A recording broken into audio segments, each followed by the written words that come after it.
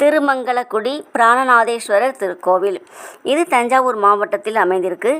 இங்கு இறைவன் சுயம்பு மூர்த்தியாக அருள் பாலிக்கின்றார். சம்பந்தர் அப்பரும் பதிகம் பண்ணியிருக்காங்க.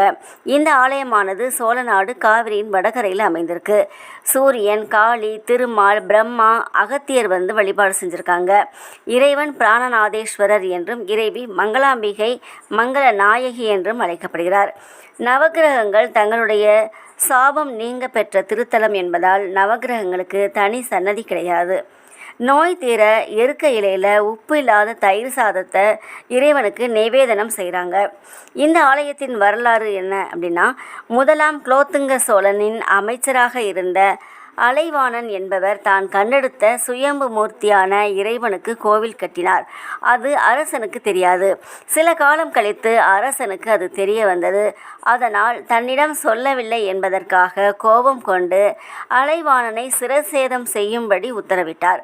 அதன்படி அலைவாணன் அதற்கு சம்மதித்தாலும் தனது இறப்புக்கு பிறகு எனது பூத உடலை திருமங்கலக்குடிக்கு எடுத்து செல்லுமாறு கேட்டுக்கொண்டார். அதன்படி அவர் இறந்த பிறகு அந்த அமைச்சரின் உடலை திருமங்கலக்குடி எடுத்து செல்ல அமைச்சரின் மனைவியோ அன்னையிடம் தனது கணவனின் உயிரை திருப்பி தருமாறு மன்றாடி வேண்டிக் கொண்டு அழுது புலம்புகிறார். அன்னை அவளது பக்திக்கும் அமைச்சரின் பக்திக்கும் மனம் இறங்கி அமைச்சரின் உடலுக்கு உயிர் ஊட்ட உயிர் பெற்று எழுந்தார் அந்த அமைச்சர். இதுதான் வரலாறு. அன்னை தாலி கொடியோட காட்சி தராங்க. அன்னை அந்த அமைச்சரின் மனைவிக்கு மங்களத்தை கொடுத்ததால் மங்கள நாயகி என்றும் மங்களாம்பிகை என்ற பெயரிலும் அழைக்கப்படுகிறார். இறைவன் பிராணநாதேஸ்வரர் என்ற பெயரில் அழைக்கப்படுகிறார்.